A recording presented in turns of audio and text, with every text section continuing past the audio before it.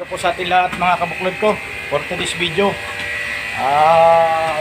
Magpapalinis po tayo ng ng aircon kasi madumi na yung aircon po namin mga kabuklod. Kaya kailangan palinisan natin.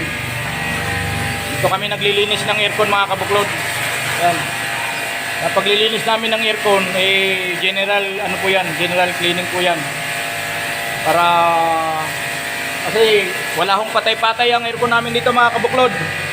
Talagang simula nung nabili namin to, pagka brownout saka lang siya namamatay. Kaya kinakailangan every 3 months dapat nalilinisan talaga. Dito kasi mga kabuklod yung niya, yung kanyang pinaka ano mga pangalan nito bro?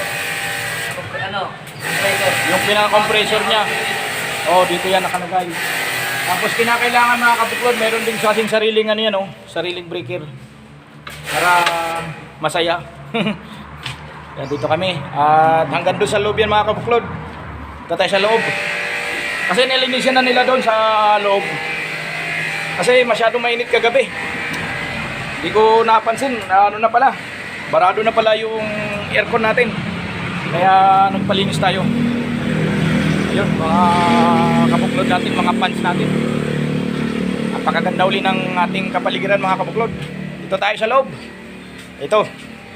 Papasok ko kayo dito sa loob ng bahay naming napakasikip. Kasi sa sobrang dami ng ng mga materialis.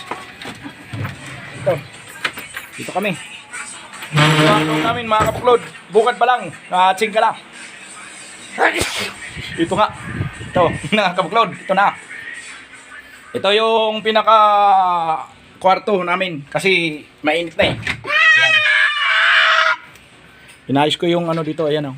Ayan. Papa, hindi ako Ganyan kami dito mga kabuklod, yan. Inayos namin, nilinis namin para mamaya-maya malamig na naman kasi ang init kagabi. Barado na pala yung aming Papa!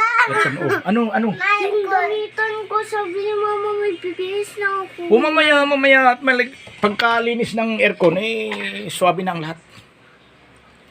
Tama ha. Kabuklod, lalabas na tayo. At asikasuhin naman natin yung ating darling doon kasi siyang nagbabantay eh.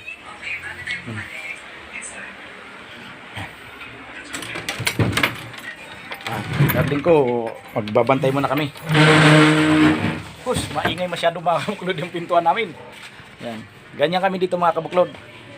Ito yung darling ko. Darling, shoutout sa lahat ng mga kabuklod natin dyan. Sa Luzon, Visayas, Mindanao, sa Africa, sa Canada, sa Cambodia, at sa Laos. Magandang